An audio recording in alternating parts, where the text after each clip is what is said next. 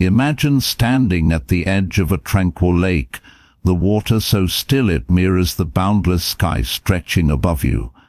That woman by the shore is you, me, every woman who has ever felt the weight of expectation pressing down, heavy and unyielding. Now picture a single pebble dropping into that calm water, sending ripples across the surface, distorting the clear reflection into a fractured, shifting blur. That pebble is the voice inside your head, the relentless, chattering monologue that fills your days with noise, whispering doubts, fears, and criticisms. For too long, women have been conditioned to believe this voice defines them, that it's an inseparable part of who they are, a constant companion they can't escape. But what if it's not? What if it's not?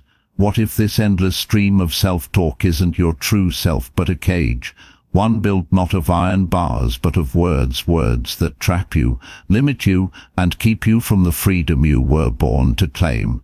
This is a story of liberation, a journey woven from the real struggles of women across time and space, a philosophical awakening that offers not just personal freedom, but a revolution for evolution, for islands beneath the chaos.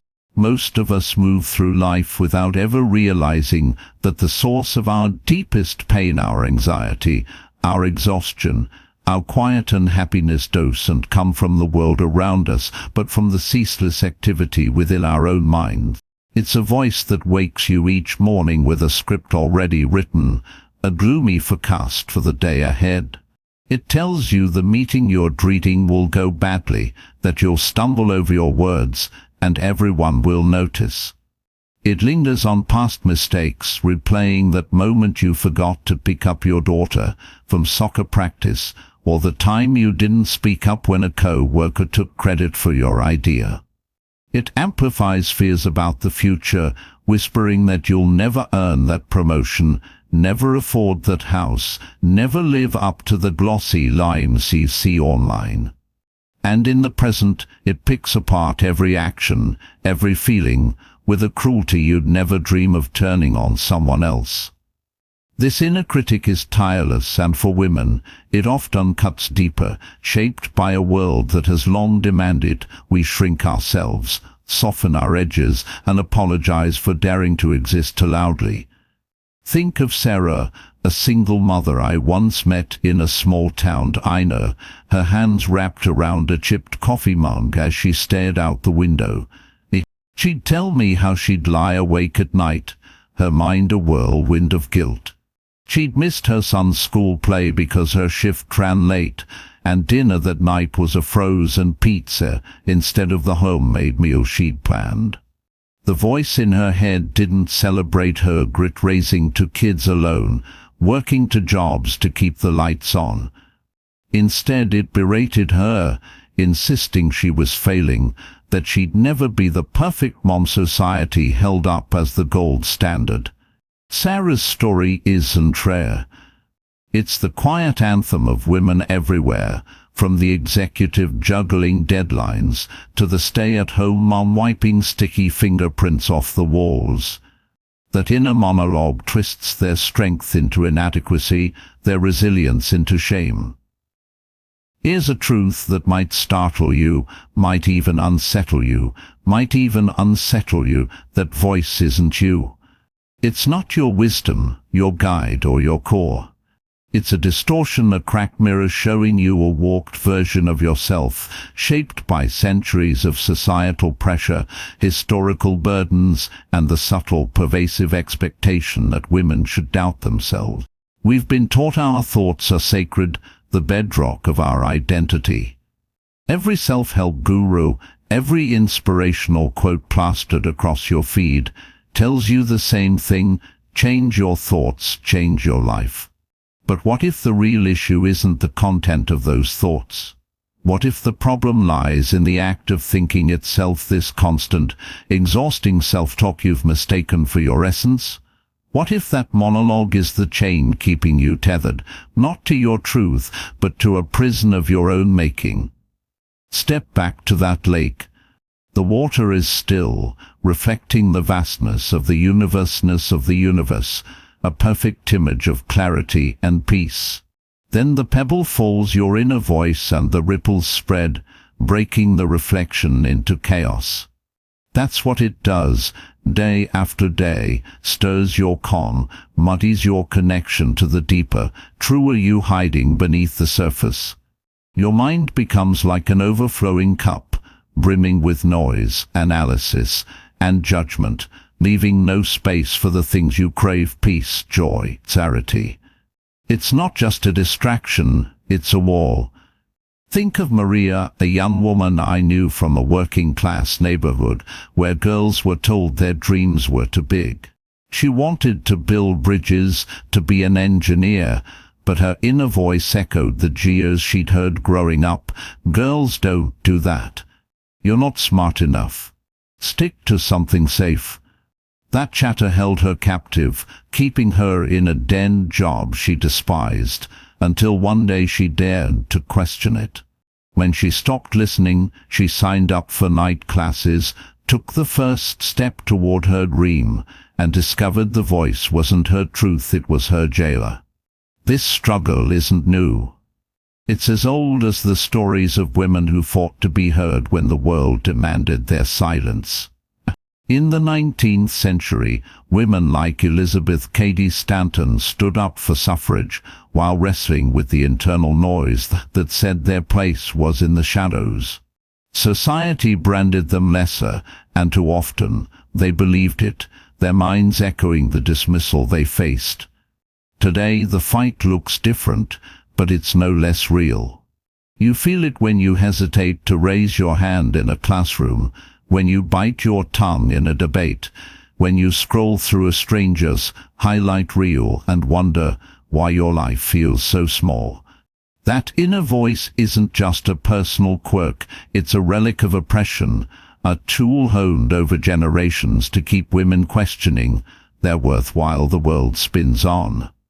Philosophers across cultures have grappled with this.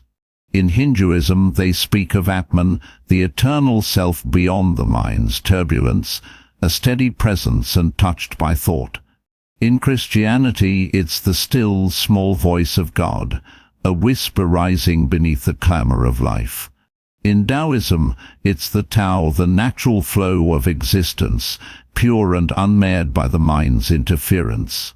These teachings point to a universal truth: there's a you beneath the noise, a presence vast and unshakable. But your mind fights this. It thrives on its own racket, its need to dissect, categorize, and control. It swings wildly between past regrets, like the time you didn't call out that sexist remark at work, and future worries, like whether you'll ever break free of the roles you've been boxed into. It rarely rests in the present, and that imbalance fuels your suffering. Think of the small moments that pile up.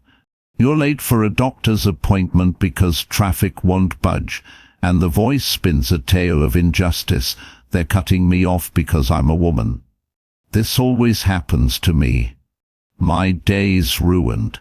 You open your phone, and it compares your unwashed dishes to someone's pristine kitchen, sparking envy and an gnawing sense of lack. These moments don't hurt you, your thoughts about them do. A Course in Miracles cuts through the fog. Nothing real can be threatened. Nothing unreal exists. Herein lies the peace of God. Your thoughts aren't reality, they ray projections, shadows on the wall of Plato's cave, keeping you from the light. But pause that inner dialogue, even for a heartbeat, and something shifts. You step out of the prison and into wide open field of awareness, boundless and free. This isn't about wrestling your mind into silence. That only makes the voice shout louder, digging in its heels. Instead, watch it. Listen without believing, without arguing. The poet Rumi wrote, "Silence is the language of God, all else is poor translation." When you release the monologue, you hear that silence, not a void, but a fullness, a wellspring of peace and power. It's the strength women have always held, even when the world tried to snuff it out. Think of Mola Yousafzai, a girl who faced a bullet for her right to learn, yet rose with a quiet resolve that rippled across continents. Her power wasn't in shouting down fear or hatred. It was in the stillness of her conviction, the unshakable truth of her value. That stillness belongs to you too. But the voice resists, insisting it's essential. You can't live without me, it argues. Pull plan your day, will keep you safe, yet the deeper you, the real you, knows better. The sun rises without a schedule, you don't need constant chatter to thrive. Sit with this, who are you without that voice? Who are you when the mind quiets? These aren't questions for your intellect to solve, but for your soul to live, to breathe in the stillness beneath the storm. Look into a clear mirror, and you see yourself as you are. Let it crack, and the image warps. That's what the voice does, splinters your truth, murmuring you're not enough until you're convinced it's right. Rewind to your childhood. Remember chasing fireflies on a summer night, barefoot and free, no narration, just the thrill of the chase? Or collapsing in giggles with a friend, pure joy untainted by analysis? That's your true self, simple, present, whole. Buddhism calls it I, midfulness, a tai, midful embrace of now without the mind's commentary. When the Buddha sat beneath the Bodhi tree, he didn't argue his way to enlightenment, he observed his thoughts, letting them drift like clouds across a clear sky. In our modern world, though, stillness feels like a luxury. Phones ping, deadlines loom, the noise of life presses in. Even when you try to pause, the voice doubles down, flooding the silence with its static. It's easy to surrender, to believe peace is a fantasy, but the louder your mind grows, the more it hungers for quiet. Lao Tzu, you asked, do you have the patience to wait until the mud settles and the water clears? Can you remain unmoving until the right action arises by itself? That ancient wisdom holds a profound secret. Clarity doesn't come from chasing it, but from resting in it. Picture a man desperate for enlightenment, pleading with a monk for answers. The monk tells him to sit by a river and listen. Hours pass, just the sound of water, and the man snaps, this is pointless. The monk smiles, when you stop seeking meaning, you'll hear everything. Silence isn't a prize you win, it's a memory you reclaim, always there beneath the noise, waiting for you to notice. How do you touch it when the chatter won't stop? Begin by observing, not engaging. Imagine you're in a movie theater, the voice of film flickering across the screen. It plays out doubts, fears, judgments, but you're the watcher, not the character. At first it pushes back, raising its volume, this is ridiculous, you'll never find peace, don't fight it. Gently remind yourself you're the observer, not the observed. In Christianity, this is centering prayer, a wordless communion where only presence remains. Mystics describe it as peace beyond understanding, born not from thinking but from letting go. It's not instant mastery. A single breath of stillness, a fleeting pause, starts to loosen the knots. Picture a glass of muddy water. Shake it, and the sediment swirls, clouding everything. Set it down, and it settles, revealing clarity. Your mind works the same way. Battle your thoughts, and they churn harder. Let them be, and the water clears. In Hinduism, the lotus blooms from muck, its petals pristine despite the mud below. That's your true self, pure and touched by the mind's mess. When you stop merging with the noise, you see reality as it is. A flower isn't good or bad, it just blooms. A moment isn't right or wrong, freedom takes root in that simplicity. Thoughts still drift in, like clouds across your vast sky of awareness. You don't grab them or push them away, you let them float by. At first, the silence feels odd, like losing a companion, even one that dragged you down. But as it deepens, it's not hollow. It's alive, brimming with peace, presence, energy. You see yourself clearly, not through the voice's fractured lens, but as you truly are, whole, strong, free. This is liberation's first light, a step out of an unseen cage. It's not something outside you, it's the wellspring at your core, waiting to be uncovered. For women, this is defiance. Society has spent centuries defining us by the noise, telling us who we should be, how we should act, what we should feel.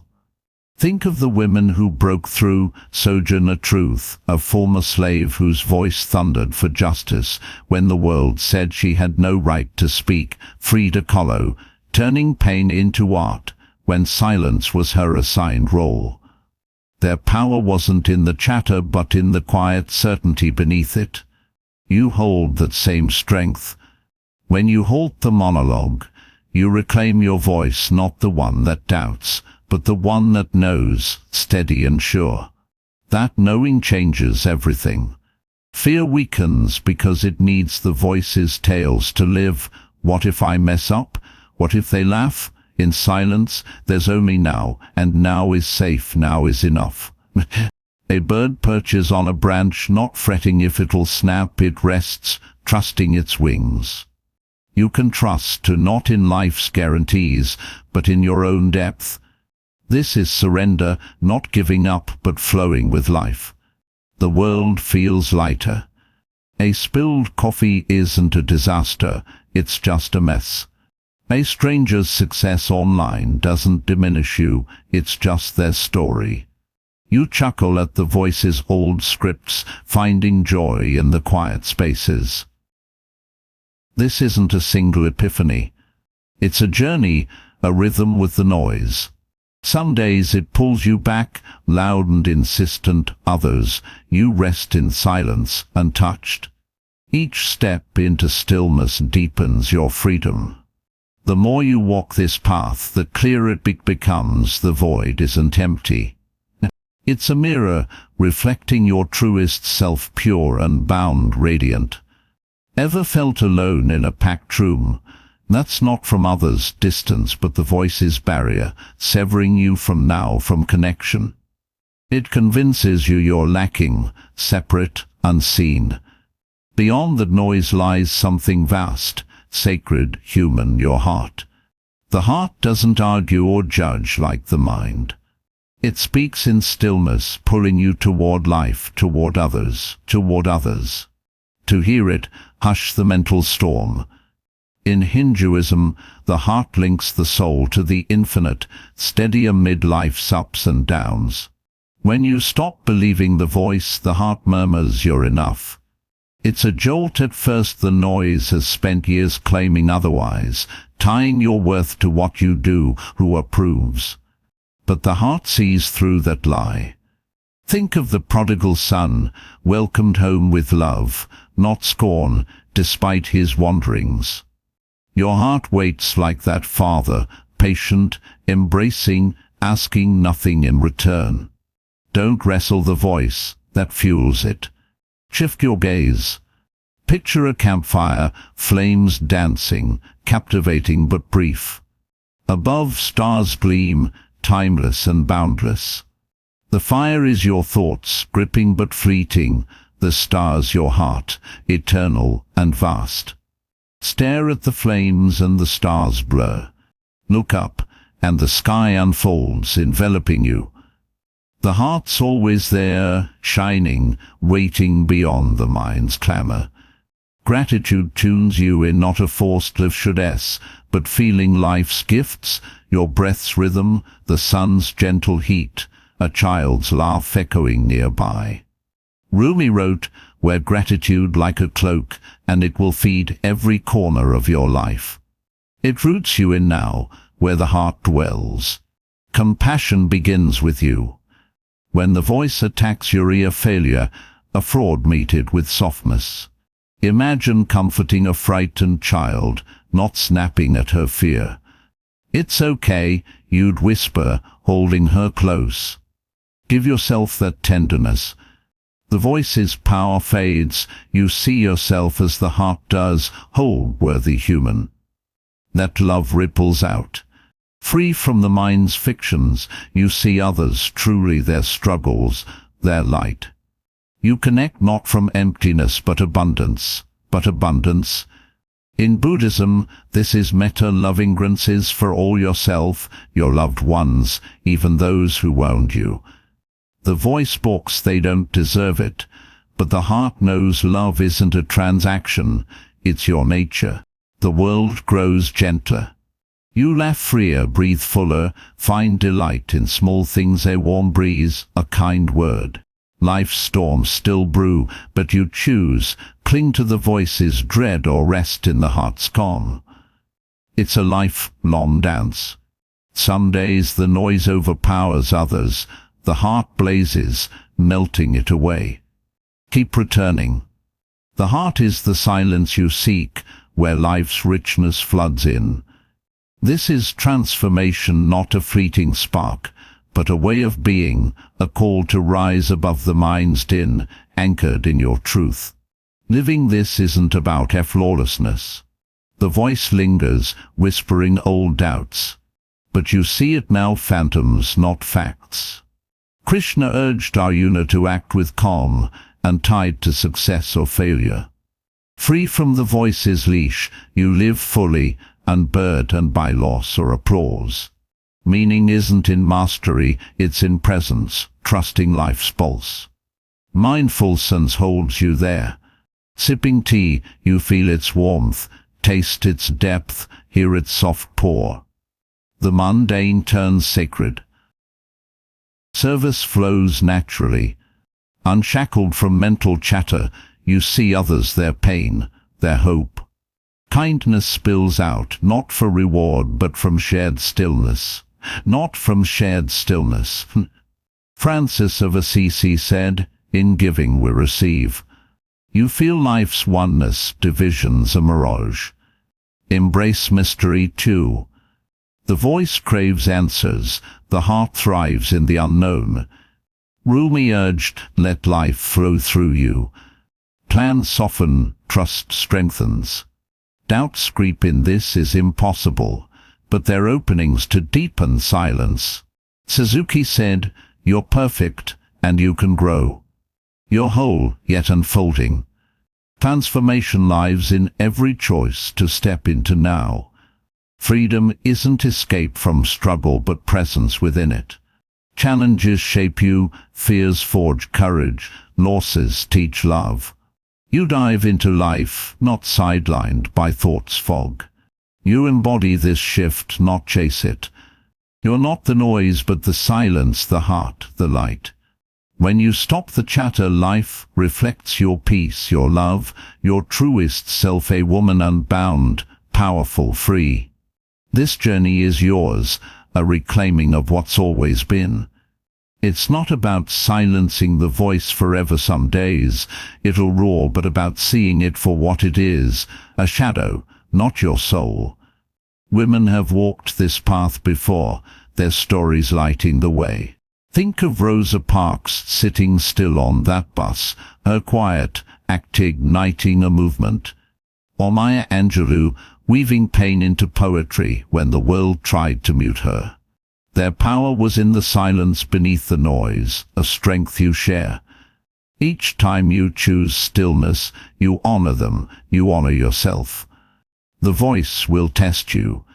It'll whisper you're too busy, too broken, too small.